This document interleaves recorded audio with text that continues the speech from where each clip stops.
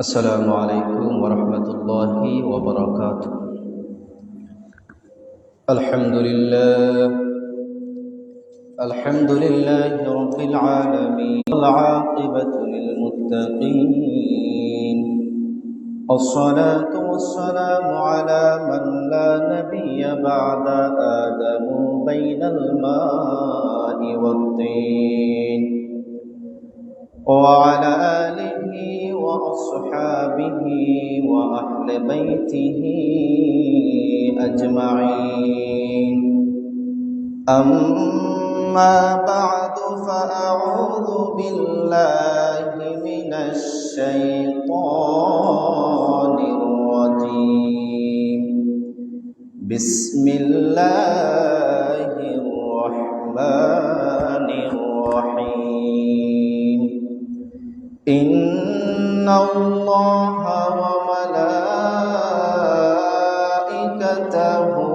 يصلون على النبي يا أيها الذين آمنوا صلوا عليه وسلموا تسليما. اللهم صل على سيدنا مولانا محمد وعلى علي سيدنا مولانا محمد। তায়েফেতে গেলেন নবীজি ইসলাম প্রচার করিতে, দুষ্ট কাফের মারল পাথর নূর নবীজির কদমে।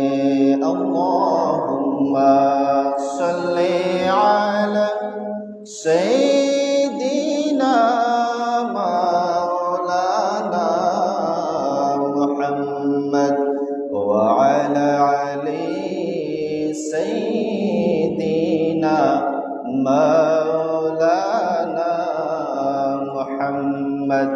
লা ইলাহা ইল্লাল্লাহ মুহাম্মাদুর রাসূলুল্লাহ সাল্লাল্লাহু আলাইহি ওয়াসাল্লাম। সম্মানিত হাজিরিন, আল্লাহ পাক রব্বুল আলামিনের শাহানশাহী দরবারে লক্ষ লক্ষ কোটি কোটি শুকরিয়া ও সুজুদ, যেই মহান রব্বুল আলামিন আপনাদেরকে আমাকে অত্যন্ত দয়া করে মায়া করে মেহেরবানি করে শুক্রবারের দিন হাদিসে নববীর পরিভাষায় ইন্না ইয়াউমাল জুমআতি সাইয়্যিদুল আইয়াম, সপ্তাহবারের শ্রেষ্ঠ দিন, এমন একটি দিনে এমন একটি মুহূর্তে রব্বুল আলামিন দুনিয়াবি সমস্ত বেড়াঝাল থেকে মুক্ত করে দুনিয়াবি জিন্দেগিকে পিছনে ফেলে মহান রবের ভালোবাসাকে সামনের দিকে অগ্রাধিকার দিয়ে যেই রব্বুল আলামিন আগে আগে উনার ঘর মসজিদের মধ্যে আসার তৌফিক দান করলেন। দুনিয়ার মানুষ আমাকে সবচেয়ে বড় মুত্তাকি বলবে, দুনিয়ার মানুষ আমাকে পরহেজগার বলবে, দুনিয়ার মানুষ আমাকে ইমানদার বলবে, এজন্যে নয়, এজন্যে যে আল্লাহ পাক রব্বুল আলামিনকে আমি অন্তর থেকে ভালোবাসি, পাশাপাশি মুহাম্মদুর রাসূলুল্লাহ সাল্লাল্লাহু আলাইহি ওয়াসাল্লামকে আমি অন্তর থেকে ভালোবাসি। এজন্যে দুনিয়াবি জিন্দেগিকে আমি পিছনে ফেলে আল্লাহ এবং তার রাসূলের ভালোবাসাকে অগ্রাধিকার দিয়ে যেই আল্লাহ আপনাকে আমাকে আসার মতো বসার মতো তৌফিক দান করলেন, আসেন সবাই মিলে কাই মনোবাক্যে হৃদয়ের বদ্ধ কপাটকে উজাড় করে ইসলামী বলে বলিয়ান হয়ে ঈমানিতে যেতে জিয়ান হয়ে সুচ্চ কণ্ঠে মহিয়ান গাড়িয়ান শাহানশাহী মাবুদের শাহানশাহী দরবারে শুকরিয়া তান প্রত্যেকে বলি আলহামদুলিল্লাহ। শুকর আদায় করছি নাবিয়ুনা হাবিবুনা কুদওয়াতুনা সানাদুনা মুরশিদুনা ওয়া মাওলানা মুহাম্মদ সাল্লাল্লাহু আলাইহি ওয়াসাল্লাম, যিনি ১৫০০ বছর পূর্বে আপনাদেরকে আমাকে এতিম করে জান্নাতুম মির রিয়াদিল জান্নাহের মধ্যে অবস্থান করতেছেন।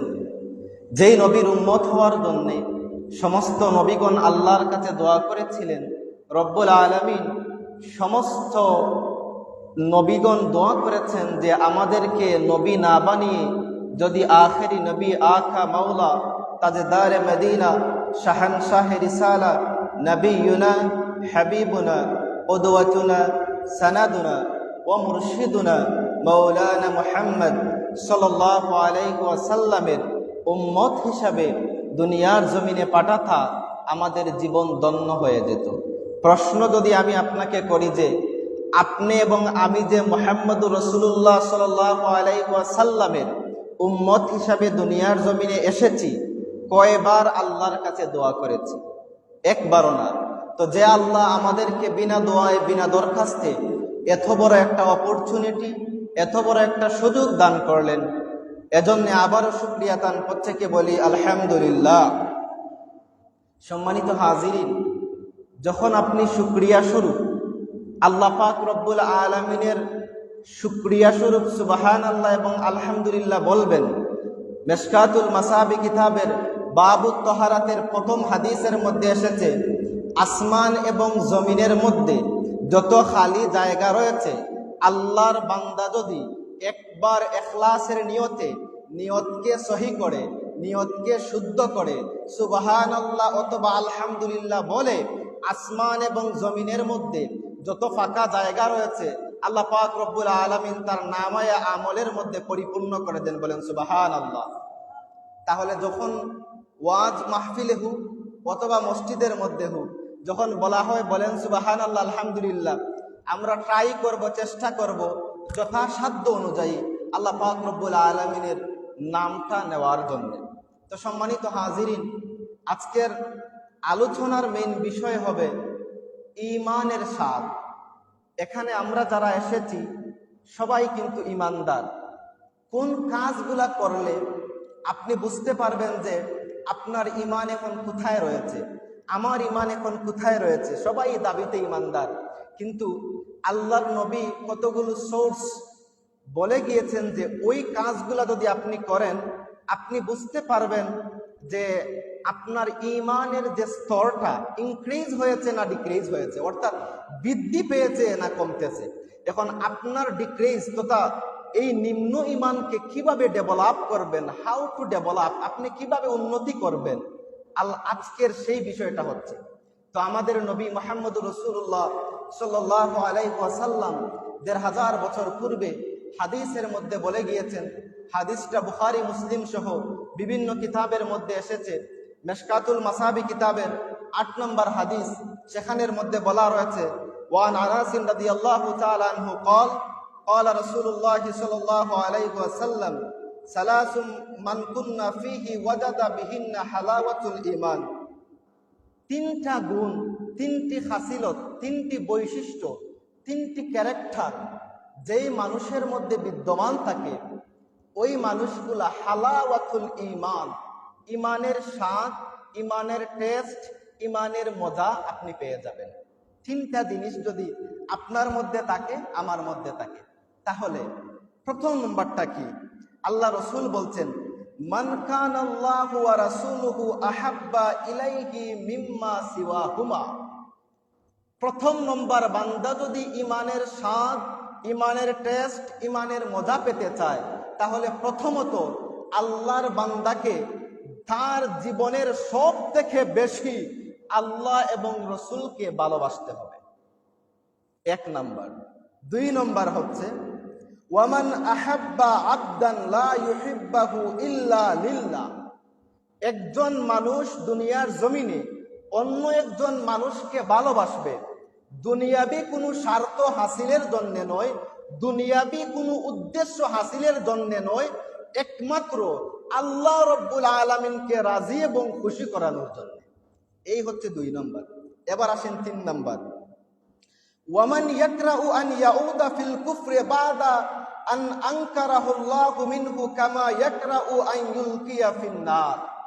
একজন মানুষ দিন ইসলামের বাহিরে ছিল, সে দিন ইসলাম গ্রহণ করেছে, পুনরায় আবার সেই কাজের মধ্যে যাওয়াকে এমন ভাবে অপছন্দ করবে যেইভাবে জ্বলন্ত আগুন হাতে নেওয়াকে বান্দা অপছন্দ করে। এই তিনটা গুণ, এই তিনটি গুণে গুণান্বিত যদি আপনি এবং আমি উভয় হতে পারি, আল্লাহর নবী বলছেন সালাসুম মান কুন্না ফিহি ওয়াজাদা বিহিন্না হালাওয়াতুল ঈমান, আমার বান্দারা ঈমানের স্বাদ, ঈমানের মজা, ঈমানের টেস্ট পেয়ে যাবে। আল্লাহ পাক রব্বুল আলামিন আমাদের সবাইকে যেন এই তিন গুণে গুণান্বিত হওয়ার তৌফিক দান করেন, সবাই বলুন আমিন। সম্মানিত হাজিরিন, এবার আসেন একটু এক্সপ্লেইন করি, ব্যাখ্যা করি কিভাবে আমরা ওই তিন গুণে গুণান্বিত হব। শুধু বললে তো হবে না। প্রথমত হচ্ছে মান কানাল্লাহু রাসূলুহু আহাব্বা ইলাইহি মিম্মা সিওয়াহুমা, আপনার জীবনের চাইতে, আপনার যৌবন, আপনার এভরিথিং, সব কিছুর চাইতে বেশি ভালোবাসতে হবে আল্লাহ এবং তার রাসূলকে। এই ব্যাপারে আপনি যদি কোরআনের দিকে তাকান, আল্লাহ পাক রব্বুল আলামিন বলছেন, কুল, হে নবী আপনি বলে দিন, আমার কোনো বান্দা যদি আমাকে ভালোবাসতে চায় তাহলে তারা যেন আপনার অনুসরণ করে। কুল ইন কুনতুম তুহিব্বুনাল্লাহ ফাত্তাবিউনি ইউহিব্বুকুমুল্লাহ। হাবিব আমার, দোস্ত আমার মুহাম্মদ, আমার বান্দা যখন আপনাকে ভালোবেসে ফেলে, আপনার অনুগত করে ফেলে, সাথে সাথে আমি আল্লাহকে ভালোবাসা, আমি আল্লাহর অনুগত হয়ে যাই। তাহলে এই দুনিয়ার জমিনে আপনি একজন মানুষও পাবেন না যেই মানুষগুলো আল্লাহকে ভালোবাসতে চায় না। তাহলে আল্লাহকে ভালোবাসার সোর্স, উৎস আমাদেরকে আল্লাহ নিজেই কোরআনের মাধ্যমে শিখিয়ে দিচ্ছেন। যদি আমাকে পেতে চাও আমার নবীর কাছে চলে যাও। তো এখন তো আর নবীকে আমি পাবো না, আল্লাহর নবী পর্দা গমন করেছেন। তাহলে আমি যে নবীকে ভালোবাসবো তার কিছু মাপকাঠি, তার কিছু মেজার্স, এটাকে পরিমাণ বলা হয়, আল্লাহর নবীর সাহাবীদের জীবনীর মধ্যে আমরা পাই। যদি আসেন, আল্লাহর নবীর একজন সাহাবী রাস্তার মধ্যে কুড়াল দিয়ে উনি গাছ কাটতেছেন।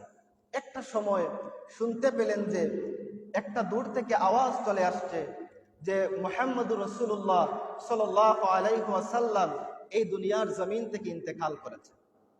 অর্থাৎ আল্লাহ রাসূল সাল্লাল্লাহু আলাইহি ওয়াসাল্লাম দুনিয়ার জমিন থেকে ইন্তেকাল করেছেন। এই সময় সাহাবী হাতের মধ্যে কুড়াল ছিল, হাতের মধ্যে কুড়াল উনি ফেলে দিলেন। কুড়াল ফেলে দিয়ে দুইটা হাত আল্লাহর কাছে তুললেন, আল্লাহর কাছে তুলে দোয়া করছেন, রব্বুল আলামিন, আমার যেই চক্ষু দিয়ে মুহাম্মদুর রাসূলুল্লাহ সাল্লাল্লাহু আলাইহি ওয়াসাল্লামের নূরময় চেহারার দিকে তাকাতাম আর আমি আমার নবীর নূরময় চেহারার বরকত নিতাম, রব্বুল আলামিন আবার নবী যেহেতু এই দুনিয়ার জমিন থেকে ইন্তেকাল করেছেন, রব্বুল আলামিন আমিও আমার এই দু চোখের জ্যোতি আর চাই না, আমার চোখের জ্যোতি আপনি কেড়ে নেন। এখন হাদিস কি বলে? মাসআলা বলে আপনি আল্লাহর কাছে চাইতে পারবেন না যে রব্বুল আলামিন আমাকে আপনি ল্যাংড়া বানিয়ে দেন, রব্বুল আলামিন আপনি আমাকে খানা বানিয়ে দেন। এগুলো আপনি আল্লাহর কাছে চাইতে পারবেন না, আপনার নিজের সাথে যায় না, এমন কিছু আল্লাহর কাছে আপনি চাইতে পারবেন না, এটা মানা। কিন্তু হাদিসের মধ্যে আমরা দেখতে পাই আল্লাহর বান্দা যখন দুহাত তুলে বলেছে, নবী যেহেতু দুনিয়ার জমিনে নাই, আমার এই চোখের জ্যোতিও আমি চাই না, হাত নামাতে দেরি হয়েছে, জ্বলন্ত যুবকের চোখের জ্যোতি আল্লাহ কেড়ে নিয়েছেন। বলেন সুবহানাল্লাহ। তাহলে মাসআলা যদি এখানে বলে, তা আপনি মাসআলা দিয়ে এটাকে পরিমাপ করতে পারবেন না, কম্পেয়ার করতে পারবেন না, তুলনা করতে পারবেন না। এখানে ভালোবাসার কাজ হয়েছে। তাহলে আল্লাহর এই সাহাবী, নবীজির এই সাহাবী ভালোবেসেছেন অন্তর থেকে, কোনো ফেক ভালোবাসা না। উনি আল্লাহ রাসূল সাল্লাল্লাহু আলাইহি ওয়াসাল্লামের সাথে রিলেশনশিপ সম্পর্ক ছিল আল্লাহর ওয়াস্তে, মন থেকে। এজন্য যখন নবীজি দুনিয়ার জমিন থেকে শুনেছেন, চলে গিয়েছেন, আল্লাহর নবীর সাহাবী আর টিকে থাকতে পারেন নাই, উনার আল্লাহর কাছে বলেছেন, সাথে সাথে রব্বুল আলামিন উনার দুই চোখের জ্যোতি কেড়ে নিয়েছেন। তো মাসআলা যদি আপনি বলেন এটা হবে না, কিন্তু এখানে নবীর ভালোবাসার কারণে ঘটেছে, এক নাম্বার। এরপরে যদি আপনি দেখেন উহুদের যুদ্ধের ময়দানের মধ্যে যুদ্ধ চলাকালীন অবস্থায় নবীজির সাহাবী আনাস বিন মালিক রাদিয়াল্লাহু তাআলা আনহু বলতেছেন যে যখন যুদ্ধ চলছিল, এই যুদ্ধের সময়ে আমি কাফেরদের বিরুদ্ধে মুসলমানদের পক্ষে যুদ্ধ করতেছিলাম। একটা পর্যায়ে কাফেরদের তলোয়ারের আঘাত আমার চোখের মধ্যে এসে পড়ল। যখন চোখের মধ্যে এসে পড়লো, আনাস বিন মালিক বলছেন, আমি তখনও জিহাদ থামাই নাই, আমি কাফেরদের বিরুদ্ধে যুদ্ধ করতেছি। একটা পর্যায়ে আমার চক্ষুটা কাফেরদের তলোয়ারের আঘাতে একটা রোগের সাথে ঝুলন্ত অবস্থায় ছিল। যখন একটা রোগের সাথে ওনার চক্ষুটা ঝুলন্ত অবস্থায়, আনাস বিন মালিক বলছেন, খোদার কসম করে বলছি, একটা মিনিটের জন্যও আমি বসে থাকি নাই, আমি যথাসাধ্য চেষ্টা চালিয়ে গিয়েছি। যখন আমি দেখতে পাচ্ছি যে আমার চোখের ব্যথায় আমার মাথা ঘুরাচ্ছে, ওই সময় আমি আমার ওই এক চোখের সাথে ঝুলে দেওয়া চোখকে আমার নিজ হাত দিয়ে ধরেছি এবং টান দিয়ে আমার চোখ আমার হাতের মধ্যে নিয়ে এসেছি। বলেন সুবহানাল্লাহ। এবার দেখেন, আপনি যদি আপনার নিজের শরীর থেকে একটা লুমকে টান দেন কতটুকু কষ্ট লাগে, কিন্তু জিহাদের ময়দানে যুদ্ধক্ষেত্রে তরবারির আঘাতে চোখের মধ্যে পড়েছে, চোখটা একটা রোগের সাথে ঝুলন্ত ছিল, সেই ঝুলন্ত চক্ষুকে নিজের হাত দিয়ে টান দিয়ে যখন হাতের মধ্যে নিয়ে এসেছেন কতটুকু কষ্ট হয়েছে। আনাস বিন মালিক বলছেন, এই সময় হাতের মধ্যে চক্ষু নিয়ে আমি দৌড় দিয়ে মুহাম্মদুর রাসূলুল্লাহ সাল্লাল্লাহু আলাইহি ওয়াসাল্লামের দরবারের মধ্যে যখন চলে আসলাম, দরবারে রিসালতের মধ্যে যখন চলে আসলাম, আনাস বিন মালিক বলছেন, ইয়া রাসূলুল্লাহ, ইয়া হাবিবাল্লাহ, কাফিরদের বিরুদ্ধে যুদ্ধ করতেছি, ইয়া রাসূলুল্লাহ, ইয়া হাবিবাল্লাহ। একটা পর্যায়ে আমার চোখের মধ্যে আঘাত পেয়েছি, নবীজি, আঘাত পাওয়ার পরেও আমি যুদ্ধ থামাই নাই, ইয়া রাসূলুল্লাহ, ইয়া হাবিবাল্লাহ। যখন আমি দেখেছি চোখের ব্যথা সহ্য হয় নাই, ইয়া রাসূলুল্লাহ, ইয়া হাবিবাল্লাহ, চক্ষুটা টান দিয়ে নিয়ে এসেছি, ইয়া রাসূলুল্লাহ, ইয়া হাবিবাল্লাহ, আপনার দরবারে আমি আরজ করছি, আপনি আমার চক্ষুটা ভালো করে দেন। সুবহানাল্লাহ। এখন আপনি যদি বলেন যে চক্ষু ভালো করার মালিক হচ্ছে আল্লাহ, তাহলে তো আনাস বিন মালিক রাদিয়াল্লাহু তাআলা আনহু উনি দুহাত তুলে বলতে পারতেন, রব্বুল আলামিন, তোমার দ্বীন ইসলামকে জিন্দা করার জন্য, আপনার ইসলামকে প্রতিষ্ঠা করার জন্য, আপনার দ্বীনকে প্রতিষ্ঠা করার জন্য বেঈমানদের বিরুদ্ধে, কাফেরদের বিরুদ্ধে আমি আনাস বিন মালিক যুদ্ধের ময়দানে গিয়েছি। রব্বুল আলামিন, কাফেরদের তরবারির আঘাতে আমার চক্ষুটা রোগের সাথে ঝুলন্ত অবস্থায় ছিল, টান দিয়ে হাতের মধ্যে রেখেছি, রব্বুল আলামিন আমার চক্ষু আপনি ভালো করে দেন। তো আনাস বিন মালিক তো এই কথা বলেন নাই, উনি তো ব্যাপার ছিল আল্লাহর কাছে চাওয়া, আল্লাহর কাছে না চেয়ে উনি নবীর কাছে গিয়েছেন, বলছেন, ইয়া রাসূলুল্লাহ, ইয়া হাবিবাল্লাহ, আপনি আমার চক্ষুটাকে ভালো করে দেন। কারণ আপনি যদি একজন মানুষের কাছে আপনার পরিচিত থাকে, আপনি যদি আবদার করেন, তাহলে এইটা গ্রহণযোগ্য হবে বেশি। একজন মানুষকে আপনি চিনেন না, উনার কাছে গিয়ে যদি আপনি বলেন, ভাই আমার 500 টাকার দরকার, আমাকে দিয়ে দেন, কখনো উনি দিবেন না, কারণ আপনাকে উনি চিনেন না। কিন্তু আপনার বন্ধু, আপনার আত্মীয় স্বজন, কাউকে যদি আপনি গিয়ে বলেন আমাকে 500 টাকা দেন, উনি দিবে। কারণ কি? উনার সাথে আপনার কানেকশন, সম্পর্ক ভালো রয়েছে, রিলেশনশিপ ভালো রয়েছে।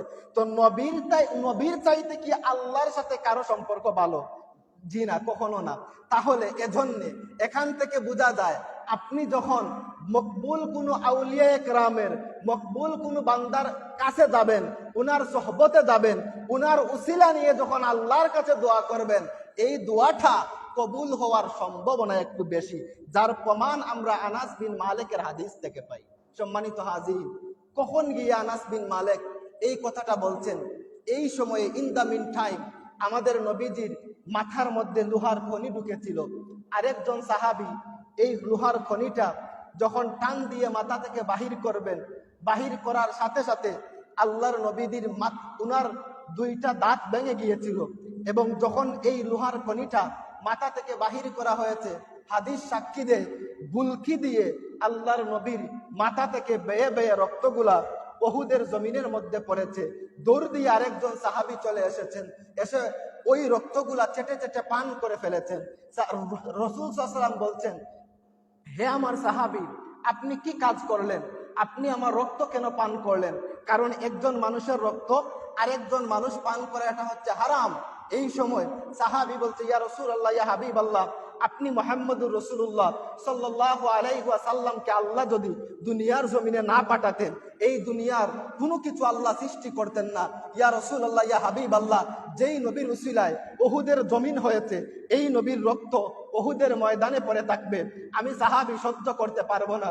ইয়া রাসূলুল্লাহ, ইয়া হাবিবাল্লাহ, আপনার সম্মানে, আপনার তাজিমে, আপনার ভালোবাসায়, ইয়া রাসূলুল্লাহ, ইয়া হাবিবাল্লাহ, আমি আপনার রক্তটা পান করে ফেলেছি। এজন্য যদি আমার আল্লাহ আমাকে বেজার হয়ে জাহান্নাম দিয়েও দেন, আমি সাহাবীর কিছু করার নেই, কারণ আমার জানের থেকে আপনি মুহাম্মদুর রাসূলুল্লাহ সাল্লাল্লাহু আলাইহি ওয়াসাল্লামকে ভালোবাসি। বলেন সুবহানাল্লাহ। আল্লাহর নবী কি বলেছেন? আল্লাহর নবী বলেছেন, হে আমার সাহাবী, শুনে রাখো, দুনিয়ার সাধারণ 10 জন মানুষের মতো আমাকে তুমি মনে করো না। দুনিয়ার একজন মানুষের রক্ত যদি আরেকজন মানুষ পান করে হারাম খাদ্য হিসাবে ঠিকানা জাহান্নাম হয়ে যায়। হে আমার সাহাবী, তুমি যেহেতু আমাকে ভালোবেসে, আমাকে মহব্বত করে, আমার তাজিমে, আমার সম্মানে আমার রক্ত তুমি পান করে ফেলেছ, আমি মুহাম্মদুর রাসূলুল্লাহ বলে দিলাম, যেই পেটের মধ্যে আমি মুহাম্মদুর রাসূলুল্লাহর রক্ত চলে গিয়েছে, সেই পেটের জন্য আল্লাহ পাক রব্বুল আলামিন জাহান্নামের আগুনকে হারাম করে দিয়েছেন। বলেন সুবহানাল্লাহ। সম্মানিত হাজিরিন, এটাই হচ্ছে রিয়াল লাভ, সত্যিকারের ভালোবাসা। যদি আপনি দেখতে হয় ১৫০০ বছর পূর্বে ওই নবীর সাহাবীদের কাছে যেতে হবে। এই সময় আনাস বিন মালিক চলে আসছেন, ইয়া রাসূলুল্লাহ, ইয়া হাবিবাল্লাহ, চক্ষুটা ডিস্টার্ব করতেছিল যুদ্ধ করতে, টান দিয়ে হাতের মধ্যে নিয়ে এসেছি, ইয়া রাসূলুল্লাহ, চক্ষু দিয়ে দিয়েছেন এবং বলেছেন, ইয়া রাসূলুল্লাহ, আমার চক্ষুটা আপনি জায়গা মতো ফিট করে দেন। আল্লাহ রাসূল সাল্লাল্লাহু আলাইহি ওয়াসাল্লাম চক্ষুটা হাতের মধ্যে নিয়েছেন, আল্লাহর নবীর জিহ্বা থেকে লালা মুবারক দিয়েছেন। লালা মুবারক দিয়ে যখন আনাস বিন মালিকের চক্ষুটা উনার চোখের মধ্যে ফিট করে দিয়েছেন, আনাস বিন মালিক বলছেন, আমি আমার বালা চক্ষুর থেকে এখন আরো দ্বিগুণ যদি দেখতে পাই। বলেন সুবহানাল্লাহ। সম্মানিত হাজিরিন, সবাই দুরূদ শরীফ পড়ুন। আল্লাহুম্মা সাল্লি আলা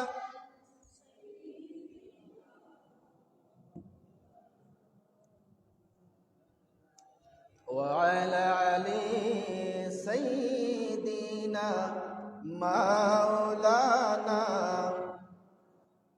সম্মানিত হাজিরিন, এই যে আল্লাহ রাসূল সাল্লাল্লাহু আলাইহি ওয়াসাল্লাম হাদিসের মধ্যে বলে গিয়েছেন, সালাসুম মান কুন্না ফিহি ওয়াজাদা বিহিন্না হালাওয়াতুল ঈমান।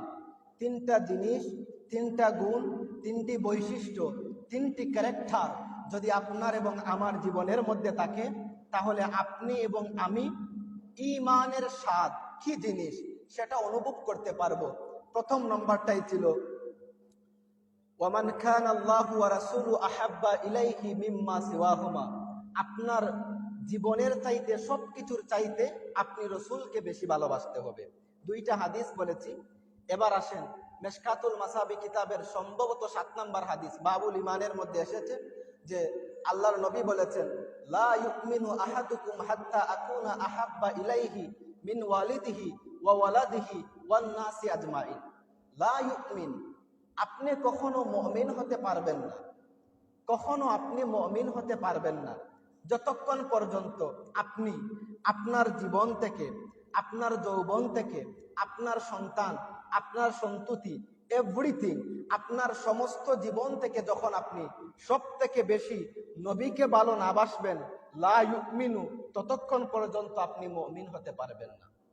আমরা একজন নবীর সাহাবী উমর ইবনে খাত্তাবের জীবনের দিকে যদি তাকাই, আল্লাহর নবী এই কথা বলার পরে একদিন উমর রাদিয়াল্লাহু তাআলা আনহু এসে বলছেন, ইয়া রাসূলুল্লাহ, ইয়া হাবিবাল্লাহ, আমি আমার জীবনের থেকে, আমার সব কিছুর থেকে আপনাকে ভালোবাসতে পারি নাই।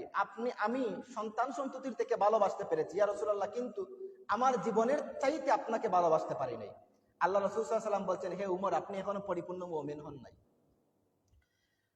আল্লাহ রাসূল সাল্লাল্লাহু আলাইহি ওয়াসাল্লাম কিছুদিন যাওয়ার পরে আবার যখন উমর রাদিয়াল্লাহু তাআলা আনহু রাসূল সাল্লাল্লাহু আলাইহি ওয়াসাল্লামের দরবারে চলে আসছেন, ইয়া রাসূলুল্লাহ, ইয়া হাবিবাল্লাহ, আমি এখন আমার জীবন থেকে, আমার যৌবন থেকে, আমার সন্তান থেকে, আমার সন্ততি থেকে, এভরিথিং, আমার জীবনের সব কিছু থেকে আপনাকে বেশি ভালোবাসি।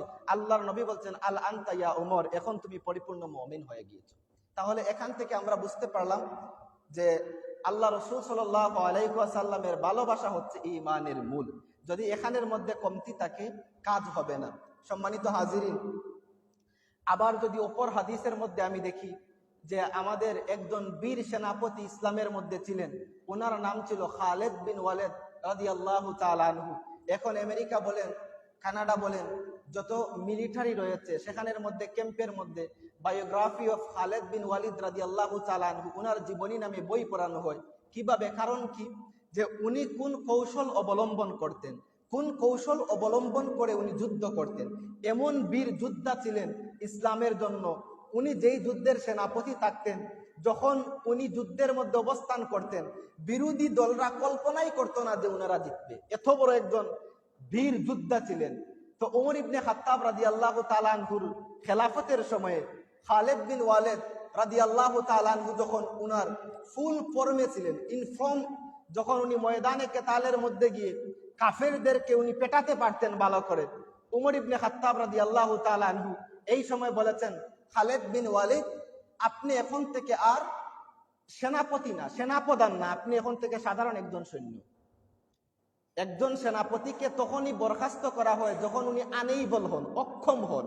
উনি উনার লিডারশিপে যখন অক্ষম হন, তাহলে উনাকে সেনাপতি থেকে উনাকে সাধারণ সৈনিকে নিয়ে আসা হয়। কিন্তু খালেদ বিন ওয়ালিদ সেই সময় ইনফর্ম একজন মানুষ ছিলেন।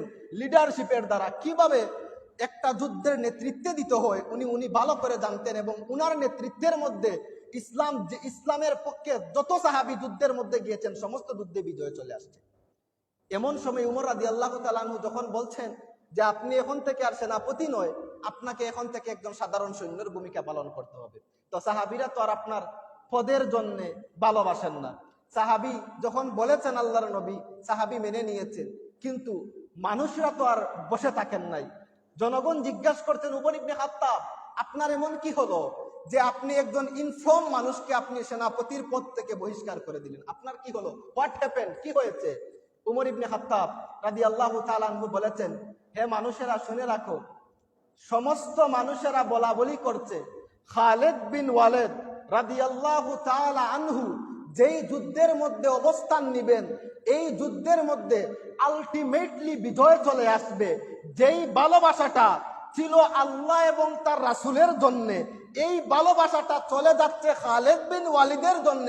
এজন্য আমি উমর ইবনে খাত্তাব বাধ্য হয়ে খালেদ বিন ওয়ালিদকে সেনাপতির জায়গা চূর্ণ করে সাধারণ একজন সৈনিকের জায়গায় নিয়ে আসলাম, যাতে সমস্ত মানুষের ভালোবাসাটা খালেদ বিন ওয়ালিদের কাছে না গিয়ে আল্লাহ এবং তার রাসূলের জন্য থাকে। বলেন সুবহানাল্লাহ। এরকম ছিলেন খালিফাতুল মুসলিমিন উমর ইবনে খাত্তাব রাদিয়াল্লাহু তাআলা আনহু। কিন্তু দুঃখের বিষয় হলেও সত্য, বর্তমান জেনারেশনে আমরা যে আমাদের ইসলামের ইতিহাসে এত বড় বড় যোদ্ধা ছিলেন, এত বড় বড় মানুষ ছিলেন, আমরা ইয়াং যারা রয়েছি, অর্থাৎ জেনারেল লাইনে কলেজ ইউনিভার্সিটিতে যারা লেখাপড়া করছি, আমরা মনে হয় এগুলার মধ্যে নাই। শুধুই নানান জায়গার জন্য আমরা ব্যস্ত। কিন্তু আমাদের মধ্যে যে এত পাওয়ারফুল মানুষ ছিলেন, আমরা এগুলা জানি না বিদায় পশ্চিমা বিশ্বের কাছে আমরা মাথা নত করি এবং তাদের কাছ থেকে আমরা জ্ঞান নিয়ে আসি। আপনি যদি দেখেন, উমর ইবনে খাত্তাবের সময়ে পুরা অর্ধেক পৃথিবী মুসলমানদের শাসন আমলে ছিল। আমরা পুরো অর্ধেক পৃথিবী শাসন করেছি, কিন্তু বর্তমানে আমরা মাইর খাচ্ছি। তার কারণ কি? আমাদের একমাত্র মেইন কারণ হচ্ছে আমরা এই ইতিহাস ভুলে গিয়েছি। সম্মানিত হাজিরিন, ওই খালিদ বিন ওয়ালিদ যখন মৃত্যুর শয্যায় শয্যায়িত, সাকরাতের সময়ে, উনি যখন সাকরাতের অবস্থায় উনি উনার স্ত্রীকে বলছেন যে আপনাকে একটা কথা বলবো, শুনেন। কথাটা কি? যে আমার জীবনে আমি অনেক যুদ্ধের মধ্যে অংশগ্রহণ করেছি, অনেক যুদ্ধের মধ্যে বিজয় লাভ করেছি, অসংখ্য অগণিত কাফেরের গর্দান থেকে মাথা আলাদা করেছি। হে আমার স্ত্রী, আপনি কি জানেন আমি কেন শহীদ হই নাই? অর্থাৎ আমি তো আহত হতেও কম হই নাই। আমি অনেক যুদ্ধের ময়দানে গিয়ে অংশগ্রহণ করেছি, কিন্তু আমি শহীদ কেন হলাম না? ওই সময় উনার স্ত্রী খুব জ্ঞানী মানুষ ছিলেন। উনি বলছেন, হে আমার প্রাণের স্বামী, শুনেন, আমি স্ত্রী হিসাবে আপনার সমস্ত শরীরকে আমি সার্চ করেছি, আপনার সমস্ত শরীর সম্পর্কে আমার ভালো ধারণা রয়েছে। আমি দেখেছি আপনার শরীরের 1 ইঞ্চি জায়গাও খালি নাই যেখানে তরবারির আঘাত নাই। কিন্তু আপনি কেন শহীদ হলেন না? আপনার নবী আপনাকে একটি উপাধি দিয়েছেন, সাইফুল্লাহ। শব্দের অর্থ হচ্ছে আল্লাহর তরবারি। হে খালিদ বিন ওয়ালিদ, তুমি কি জানো আল্লাহর তরবারির চাইতে দুনিয়ার জমিনে কি কোনো বড় তরবারি হতে পারে? যেহেতু তোমার নবী তোমাকে বলেছেন তুমি হচ্ছে আল্লাহর তরবারি, এজন্যে তোমাকে কখনো দুনিয়ার তরবারি শহীদ করতে সক্ষম হয় নাই। বলেন সুবহানাল্লাহ। এই খালেদ বিন ওয়ালিদ বলছেন, জিহাদের ময়দানে আমি যুদ্ধ করছি কাফেরদের বিরুদ্ধে, যুদ্ধের সেনাপতি ছিলাম। হঠাৎ করে আমার মাথার পাগড়িটা জমিনের মধ্যে পড়ে গেল। জমিনের মধ্যে যখন পাগড়ি পড়ে গেল, খালেদ বিন ওয়ালিদ বলছেন যে আমি নিচু হয়ে সেই পাগড়িটা আবার মাথার মধ্যে দিয়ে দিলাম। তো যুদ্ধের কিছু নিয়ম রয়েছে, তার কিছু নিয়ম কানুন রয়েছে, রুলস রেগুলেশন রয়েছে, যে আপনার একদম প্রোটেকশন দেয় এরকম জিনিস ছাড়া কোনো জিনিস যদি পড়ে যায়, আপনি নিচু হয়ে এটা তুলতে পারবেন না।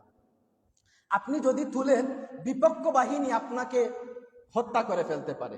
তো পাগড়ি তো আর এটা এমন কোনো বিষয় না যেটা আপনাকে মাথার মধ্যে রাখতেই হবে। ধরেন আপনার তরবারি যদি পড়ে যায়, এটা আপনাকে তুলতে হবে, না হয় আপনি প্রতিপক্ষকে যেইভাবে প্রোটেকশন দেওয়ার কথা আপনি দিতে পারবেন না। সাধারণ একটা পাগড়ি যখন খালেদ বিন ওয়ালিদের মাথা থেকে জমিনে পড়ে গিয়েছে, খালেদ বিন ওয়ালিদ এত বড় একজন সেনাপতি, উনার পক্ষে তো এই ভুল করা সম্ভব না। উনি মাথা নিচু করে জমিন থেকে পাগড়িটা আবার মাথার মধ্যে দিয়ে দিয়েছেন। পাশ থেকে সাহাবীরা দেখে ফেলছেন। সাহাবীরা বলছেন, খালেদ বিন ওয়ালিদ সারা জীবনে যা অর্জন করেছিলে, যা অ্যাচিভ করেছিলে, আজ তো সমস্ত কিছু চলে যাইতো। যখন আপনি নিচু হয়ে মাটি থেকে পাগড়িটা আপনার মাথার মধ্যে দিয়েছেন, এই সময় যদি কোনো কাফির আপনার গর্দানের মধ্যে বাড়ি দিয়ে দিত, তাহলে তো আপনার জীবন এখানেই চলে যেত। এমন কি রয়েছে সেই পাগড়ির মধ্যে, আপনি এই পাগড়িটাকে এত জরুরি মনে করলেন? খালেদ বিন ওয়ালিদ বলছেন, হে সাহাবীরা শুনে রাখো, পাগড়ি কিন্তু একটা সাধারণ জিনিস, যদি পড়ে যেত আমি খালেদ বিন ওয়ালিদের কোনো কিছু হতো না। কিন্তু এটা কি তোমরা জানো, এই পাগড়ির ভিতরে আমি আমার নবী আকা মাওলা তাজদারে মদিনা মুহাম্মদুর রাসূলুল্লাহ সাল্লাল্লাহু আলাইহি ওয়াসাল্লামের একখানা চুল মুবারক রেখেছিলাম। আমি খালেদের মনে হলো আমি খালেদ হয়তো একদিন মারা যাব, গুড়ার পাগুলা আমি খালেদের মস্তিষ্কের উপর দিয়ে যাবে, কিন্তু আমার নবীর চুল মুবারকের বিন্দু মাত্র বেইজ্জতি যাতে না হয়, আমি খালেদ বিন ওয়ালিদের জীবনের দিকে না তাকিয়ে আমি মুহাম্মদুর রাসূলুল্লাহর চুলের দিকে তাজিম করেছি। বলেন সুবহানাল্লাহ। এই হচ্ছে তাজিমে রসুল, হুব্বে রাসূল। যাই বলেন, সমস্ত কিছুকে যদি আপনি একত্রিত করেন, আপনি ওই সমস্ত সাহাবীদের কাছে গিয়ে দেখতে হবে। এ পর্যন্ত যে 3 থেকে 4টা হাদিস আপনাদেরকে বললাম, এই 3 থেকে 4টা হাদিসের মধ্যে অল অফ পারসন তারা নিজেকে কি করছে? বিপদের দিকে নিয়ে যাচ্ছে, নিজের জীবনকে বিসর্জন দিয়ে দিচ্ছে। কিসের জন্য? একমাত্র মুহাম্মদুর রাসূলুল্লাহ সাল্লাল্লাহু আলাইহি ওয়াসাল্লামের ভালোবাসার জন্য। এজন্য আল্লাহ পাক রব্বুল আলামিন বলেছেন, নবীর মাধ্যমে জানিয়ে দিয়েছেন মিশকাতুল মাসাবি কিতাবের 8 নম্বর হাদিসের মধ্যে, সালাসুম মান কুন্না ফিহি ওয়াজাদা বিহিন্না হালাওয়াতুল ঈমান। 3টি গুণ যদি থাকে আপনার মধ্যে, আপনি ইমানের স্বাদ, ইমানের টেস্ট, ইমানের মজা পেয়ে যাবেন। একটা গুণের আলোচনা এখন এতক্ষণ যাবত আমি করতেছি, আহাব্বাল্লাহু ওয়া রাসূলুহু ইলাইহি মিম্মা সিওয়াহুমা।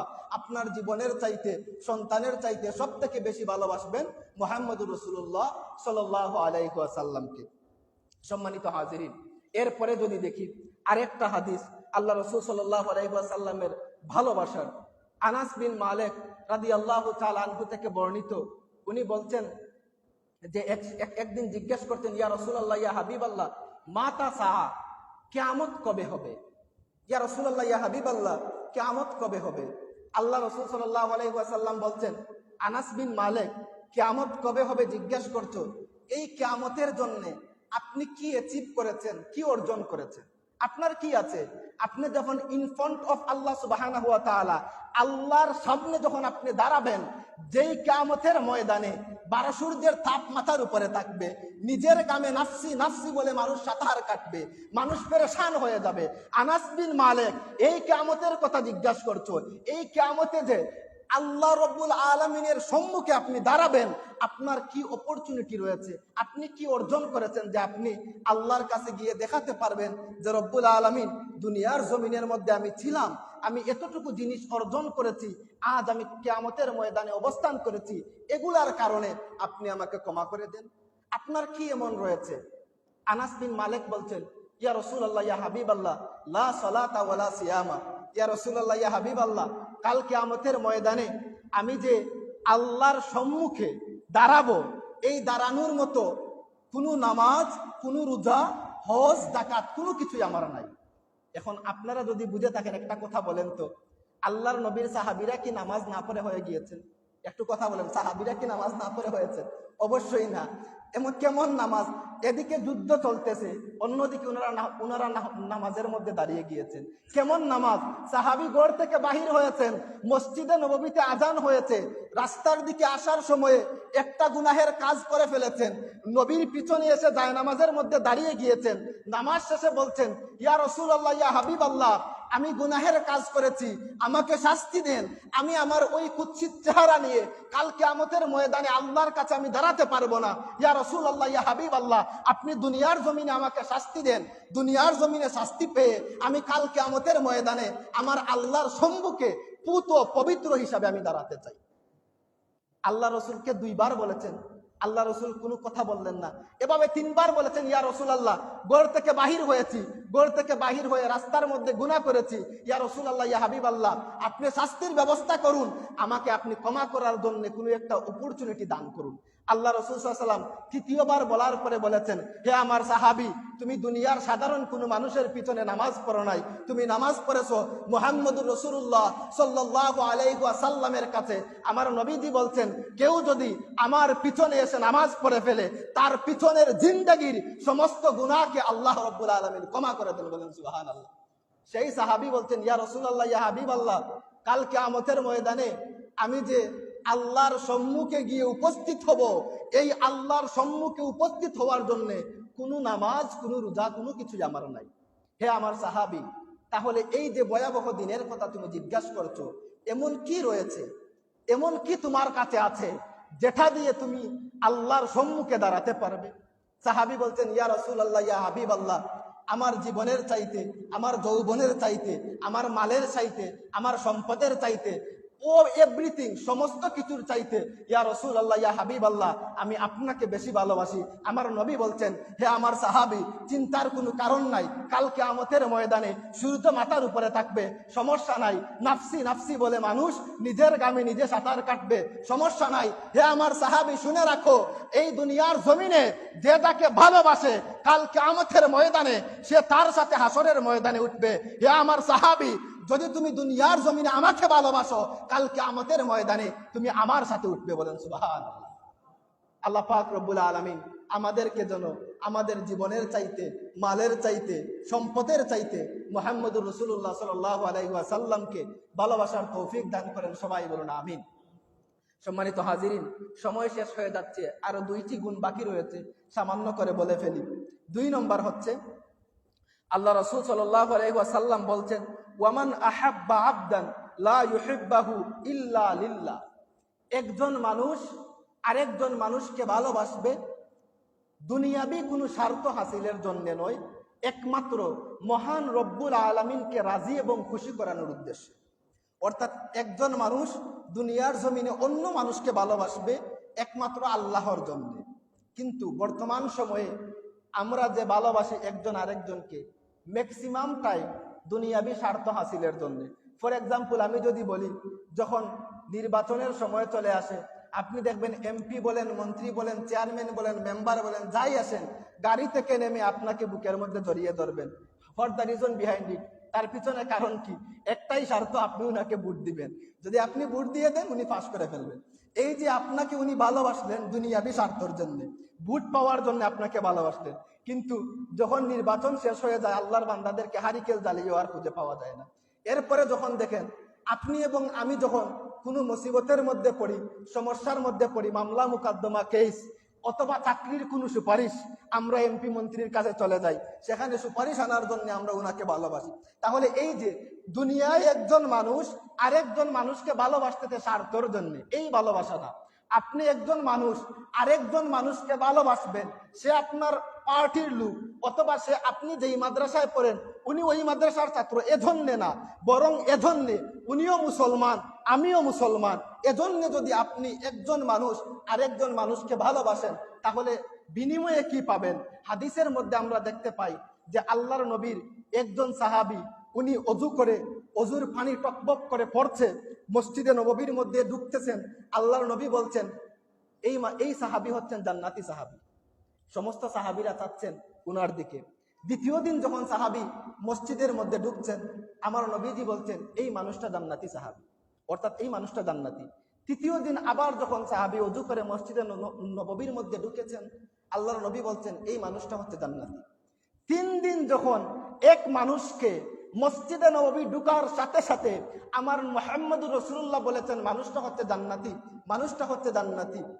একজন সাহাবী বলছেন তার পিছনে কারণটা কি? আল্লাহর বান্দা কি আমল করেন আমাকে এটা দেখতে হবে। কারণ সাহাবীরা তো প্রতিযোগিতায় বিশ্বাসী ছিলেন। আমরা দুনিয়ার জমিনে প্রতিযোগিতা করি, আমার ভাই বিল্ডিং করেছেন 2 তলা, আমি কিভাবে 5 তলা করব। এটাই আমাদের দুনিয়াবি জিন্দেগির আমাদের প্রতিযোগিতা। একজনের ছেলে যদি ডাক্তার হয়, আমি কিভাবে তার থেকে বড় MBBS FRCS ইঞ্জিনিয়ার কিভাবে বানাবো, এটাই আমাদের প্রতিযোগিতা। কিন্তু সাহাবীদের প্রতিযোগিতা কি ছিল? যে আল্লাহর নবী সাথে আমিও নামাজ পড়ি, আমার ওই ভাইও নামাজ পড়েন, নবীর পিছনে দুজনই কাতারে নামাজ পড়ি, আল্লাহর নবী উনাকে জান্নাতি বললেন, আমাকে বললেন না। তার কারণ কি? তার রিজন কি? উনার এমন কোন আমল রয়েছে আমাকে তা দেখতে হবে। তো ওই সাহাবী বলছেন যে ভাই আমি আপনার মেহমান হব। যেই সাহাবী জান্নাতি আমার নবী বলেছেন, সেই সাহাবীকে বলছেন ভাই আমি আপনার মেহমান হব। সাহাবীরা মেহমানদারি পছন্দ করতেন। আপনি যদি বলেন, একজন সাহাবী যদি অন্য সাহাবীকে বলতেন আমি আপনার মেহমান হব, ওনারা খুব খুশি হতেন। তো বলতেন সমস্যা নাই, আপনি আমার মেহমান হবেন। আল্লাহর ওই সাহাবী যখন উনার মেহমান হয়েছেন, রাত্রিবেলা উনার বাড়ির মধ্যে গিয়েছেন, আল্লাহর বান্দা উনাকে সুন্দর করে থাকার জন্য বেড বিছানা দিয়েছেন। উনি তো ঘুমায় না, সারা রাত উনার চোখের মধ্যে ঘুম নাই। কারণ আল্লাহর নবী 3বার বলেছেন মানুষটা হচ্ছে জান্নাতি। উনি তো মেহমানদারি করার জন্য এখানে আসেন নাই, মেহমান হিসাবে উনি এসেছেন ওই জান্নাতি উনি যে হয়েছেন এমন কি আমল রয়েছে সেটা দেখার জন্য। ওই আমল দেখে উনি শিখবেন, উনিও নিজে আমল করবেন, আল্লাহর নবী যাতে উনাকেও জান্নাতি সার্টিফিকেট দিয়ে দেন। আল্লাহর বান্দা ওই কম্বলের নিচে শুয়ার কতক্ষণ পরপরই জাগ্রত হয়ে দেখেন যে জান্নাতি মানুষ উনি কি আমল করেন। উনার মনে মনে আল্লাহর বান্দা যেহেতু জান্নাতি মানুষ, রাত বেলা তাহাজ্জুদের নামাজ পড়বেন, কোরআনের তিলাওয়াত করবেন, অসংখ্য অগণিত জিকির আজকার করবেন, কিন্তু কতক্ষণ পরপর উনার ঘুম নেই চোখের মধ্যে। উনি দেখেন কি করেন, সারাটা রাত যখন উনি অবজারভেশন করলেন, সকালবেলা উনি দেখলেন যে আল্লাহর বান্দা রাতের বেলা এশার নামাজ পড়ে খেয়ে দিয়ে উনার সাথে ঘুমিয়ে পড়েছেন, আবার সকালবেলা ফজরের নামাজ পড়ে ঘুম থেকে উঠে গিয়েছেন। ওই সময়ে সাহাবী বলছেন আমার ভাই আমি আপনার এখানে এসেছি, তার কারণ হচ্ছে নবীজি 1বার নয় 2বার নয় 3 দিন আপনাকে জান্নাতি মানুষ হিসাবে সার্টিফিকেট দিয়ে দিয়েছেন। আমি এটা জানার জন্য আপনার এখানে এসেছি যে আপনি এমন কি আমল করেন যেই আমলের কারণে আল্লাহর নবী আপনাকে জান্নাতি সার্টিফিকেট দিয়ে দিয়েছেন। কিন্তু আমি তো দেখলাম আমার সাথে আপনি রাতে নামাজ পড়লেন, এক দস্তরখানার মধ্যে রাতে আমরা খাবার খেলাম, আবার সকালবেলা আমার সাথে ঘুম থেকে উঠে ফজরের নামাজ পড়লেন। ভাই আমি কি মেহমান হিসাবে আপনাকে বিরক্ত করেছি? আমি কি মেহমান থাকার জন্য আজকে আপনি এক্সট্রা কোনো আমল করতে পারেন নাই? আমি কি আপনাকে বিরক্ত করেছি? ওই সাহাবী বলছেন ভাই আমার এক্সট্রা আর কোনো আমল নাই। ওই সময় সাহাবী যখন চলে যাচ্ছেন উনি তখন ডাক দিচ্ছেন ভাই শুনে নেন, আল্লাহর নবী যেহেতু আমাকে 1বার নয় 2বার নয় 3বার জান্নাতি সার্টিফিকেট দিয়ে দিয়েছেন, হে আমার ভাই শুনে রাখো, এই দুনিয়ার জমিনে আপনারা যেইভাবে 5 ওয়াক্ত নামাজ পড়েন আমি ওইভাবে 5 ওয়াক্ত নামাজ পড়ি, কিন্তু রাতে যখন খাবার খেয়ে আমি আমার বিছানার মধ্যে শুয়ে যাই, এই সময়ে আমার দিলের মধ্যে আমার অন্তরের মধ্যে বিন্দু মাত্র কোনো কষ্ট রাখি না। আমার অন্তরের মধ্যে আরেকজন ভাইয়ের জন্য বিন্দু মাত্র কোনো হিংসা এবং বিদ্বেষ রাখি না। এই কাজ যে আমি করি, এই কাজ করার জন্য হয়তো আল্লাহ রাসূল সাল্লাল্লাহু আলাইহি ওয়াসাল্লাম আমাকে জান্নাতি মানুষ বলেছেন। বলেন সুবহানাল্লাহ। তাহলে এই হাদিস থেকে আমাদের শিক্ষা কি, আমাদের উচিত কি? রাতের বেলা যখন আমরা শুইব, দুনিয়াবি যা সমস্যা দিনে কে কি করলো ওইগুলা মাথায় নিয়ে বসবো, সকালবেলা কাকে কি বলতে হবে, কাকে মারলে আমার ইজ্জতটা একটু বাড়বে, এরকম বলবো নাকি যে আল্লাহর নবীর সাহাবী যেই রুলস ফলো করেছেন আমি এবং আপনি উভয় যদি এই রুলস ফলো করতে পারি আমরাও জান্নাতে যাওয়া সম্ভব। সম্মানিত হাজিরিন, এই হচ্ছে ওয়ামান আহাব্বা আবদান লা ইউহিব্বাহু ইল্লা লিল্লাহ। একজন ইমানদারের যে 3টা গুণ, 2 নম্বর গুণ হচ্ছে একজন মানুষ আরেকজন মানুষকে ভালোবাসবে দুনিয়াবি স্বার্থের জন্য নয়, একমাত্র আল্লাহর জন্য। যদি আমরা ভালোবাসি কাল কিয়ামতের ময়দানে ওই সমস্ত মানুষের কিছু কিছু মানুষের চেহারা উজ্জ্বল হবে, যেই কিয়ামতের ময়দানে আল্লাহর আরশের ছায়া ব্যতীত কোনো ছায়া থাকবে না। আল্লাহর নবী বলছেন ওই বান্দাগুলা আল্লাহর আরশের ছায়ার নিচে ছায়া পাবে। তাদের মর্যাদা দেখে নবীগণ, রসুলগণ, এমনকি সাহাবীগণ ঈর্ষান্বিত হবেন এবং বলবেন, তারা কি দুনিয়ার জমিনে শহীদ ছিল? তারা কি দুনিয়ার জমিনে নবী ছিল? তারা কি দুনিয়ার জমিনে রাসূল ছিল? তখন আমাদের নবী জানিয়ে দিয়েছেন, বলা হবে এরা দুনিয়ার জমিনে নবীও না, রাসূলও না, শহীদও না, এমন বড় কোনো আলিমও ছিল না। তাহলে এই যে এদের এত মর্যাদা, এত শান, এত মান কিসের জন্যে? আল্লাহর নবী এই সময় বলবেন যে এরা দুনিয়ার এক প্রান্তে বসবাস করত একজন, অপর প্রান্তে বসবাস করত অন্যজন। এক ভাই আরেক ভাইকে ভালোবাসতো একটির জন্যে, সেটি হচ্ছে রব্বুল আলামিন, একমাত্র আল্লাহকে রাজি এবং খুশি করানোর জন্যে, আল্লাহর সন্তুষ্টি অর্জনের জন্যে তারা দুনিয়ার জমিনে একজন আরেকজনকে ভালোবাসতো। এজন্য রব্বুল আলামিন আজ কিয়ামতের ময়দানে তাদেরকে এত গুণে গুণান্বিত করেছেন। বলেন সুবহানাল্লাহ। সম্মানিত হাজিরিন, এবার আসেন 3 নাম্বার কোন গুণটা আপনার মধ্যে আমার মধ্যে থাকতে হবে যদি আপনি ঈমানের স্বাদ পেতে চান। সেই গুণটা হচ্ছে ওয়ামান ইয়াকরাহু আন ইয়াউদা ফিল কুফরি বাদা আন আনকারাহু আল্লাহু মিনহু কামা ইয়াকরাহু আন ইউলকি ফিন্নার। একজন মানুষ কাফের থেকে অর্থাৎ বেদিন থেকে দিন ইসলামে প্রবেশ করবে, আবার সে তার পুরনো ধর্মের মধ্যে যাওয়াকে এমন ভাবে ঘৃণা করবে যেইভাবে জ্বলন্ত আগুনের অঙ্গার হাতে নেওয়াকে ঘৃণা করে। অর্থাৎ একজন মানুষ যদি ইসলামের মধ্যে প্রবেশ করে আবার দিনের বহির্ভূত কাজ করা এমন ভাবে সে ঘৃণা করবে যেইভাবে তার হাতের মধ্যে জ্বলন্ত আগুনের অঙ্গার নেওয়াকে ঘৃণা করে। এই একটি হাদিস যদি দেই তাহলে বুঝতে সুবিধা হবে। ১৫০০ বছর পূর্বে একজন সাহাবীর নাম ছিল আম্মার ইবনে ইয়াসির রাদিয়াল্লাহু তাআলা আনহু। উনি কৃতদাস মানুষ ছিলেন। দেখেন কতটুকু আপনার কষ্টর পরে ওনারা ইসলাম ধর্ম গ্রহণ করেছেন। আমরা কোনো কিছু বললে আমাদের গায়ের মধ্যে লাগে না, তার কারণ কি? আমাদের বাবা মুসলমান, দাদা মুসলমান, আমিও মুসলমান। ইসলামের জন্য এই যে সাহাবীর কথা বলবো, এরকম কষ্ট করে যদি আমরা আসতাম তাহলে আপনারা বুঝতেন এবং আমিও বুঝতাম ইসলামটা আসলে কি। আম্মার ইবনে ইয়াসির কৃতদাস মানুষ ছিলেন আবু জেহেলের। উনাকে নির্মমভাবে প্রহার করা হতো যখন শোনা গিয়েছে যে উনি ইসলামের মধ্যে চলে গিয়েছেন। কিন্তু একজন মানুষেরও সাহস হয় নাই উনাকে কিছু বলার জন্য। কারণ কি? প্রভাবশালী মানুষ ছিল আবু জেহেল, তার বিরুদ্ধে যদি কেউ কথা বলেন সে উনাকে দুনিয়ার জমিন থেকে খালাস করে দিবে। তার বয়ে কোনো মানুষ কথা বলতে পারতেন না। আম্মার ইবনে ইয়াসিরকে এমন অত্যাচার, এমন জুলুম পৃথিবীর ইতিহাসে আর কাউকে করা হয় বলে মনে হয় না। এক পর্যায়ে তারা যখন বিরক্ত হয়ে গেল, আম্মার ইবনে ইয়াসিরকে প্রহার করতে করতে একদম শেষ পর্যায়ে চলে আসছে, তখন আম্মার ইবনে ইয়াসিরকে বলছে যে তোমার শরীরের মধ্যে আগুন দেওয়া হবে, যদি তুমি বাঁচতে চাও ইসলামকে ছেড়ে দাও, আর ইসলামের মধ্যে যদি থাকো তোমার শরীরের মধ্যে আগুন দেওয়া হবে। আম্মার ইবনে ইয়াসিরের শরীরের মধ্যে আগুন দেওয়া হয়েছে। আম্মার ইবনে ইয়াসির ওই সময়ও ইসলাম থেকে সরে আসেন নাই। আম্মার ইবনে ইয়াসিরের শরীরের মধ্যে যখন আগুন দেওয়া হয়েছে, মরুভূমির মধ্যে জ্বলন্ত আগুন নিয়ে আম্মার ইবনে ইয়াসির যখন দৌড়াদৌড়ি করছেন, সমস্ত মক্কার মানুষেরা এই দৃশ্যটা দেখছে। একজন মানুষেরও সাহস হয় নাই আম্মার ইবনে ইয়াসিরের শরীর থেকে আগুন থামানোর জন্য। একটা কথা চিন্তা করে দেখেন, ওই সময় যদি আপনি থাকতেন, আমি থাকতাম, আপনার এবং আমার শরীরের মধ্যে যদি এইভাবে আগুন দেওয়া হতো আর সমস্ত মসজিদের মানুষগুলা যদি আমার দিকে তাকিয়ে থাকতো, একজন মানুষও আমাকে সাহায্যের জন্য হাত বাড়ানো হতো না, কেমনটা লাগতো আমার ওই সময়ে?